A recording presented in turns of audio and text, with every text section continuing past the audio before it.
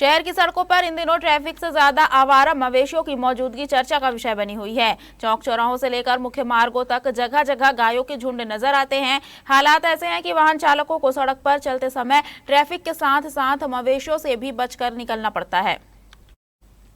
नगर निगम की ओर से लगातार यह दावा किया जाता रहा है कि कर्मचारियों द्वारा सड़कों पर घूम रहे मवेशियों को पकड़कर कांजी हाउस भेजा जा रहा है। निगम कमिश्नर का कहना है कि इस दिशा में कार्रवाई जारी है, लेकिन शहर की सड़कों पर दिखाई दे रहा नजारा इन दावों पर सवाल खड़े कर रहा है।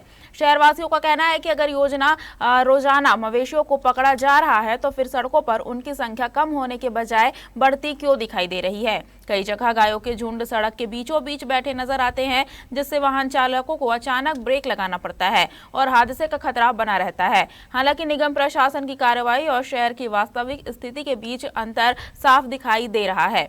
नागरिकों का सवाल है कि केवल मवेशियों को पकड़ने की कार्रवाई ही काफी है या फिर उनके मालिकों पर भी जिम्मेदारी तय की जा रही है।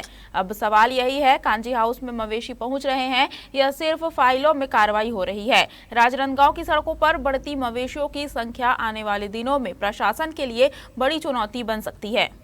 समस्या है, खासकर गाय की जो समस्या है, इसमें सामुदायिक भावना नहीं होगी। एक तो ये है कि जो ओनर है, किसी भी गाय या मवेशी है, उसका एक ओनर होता है, उसका मालिक होता है, ठीक है।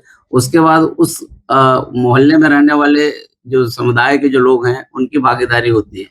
अगर जन भागीदारी नहीं होगी और सामुदायिक भावना नहीं होगी, तो हम लोग शासन की तरफ से अगर कुछ भी कार्य कर लें, वो एक पक्षी होगा, तो हम लोग इसमें जन जागरूकता लाएंगे और ओनरशिप लाएंगे, ताकि उसका रख रखाव करें। उससे जो गाय से जो गोबर होता है, वो खेती के लिए काम आएगा, दूध भी होगा, बच्चों को खिलाएंगे तो सुपोषण भी होगा, है ना। बहुत सारी चीजें हैं गाय से जुड़ के।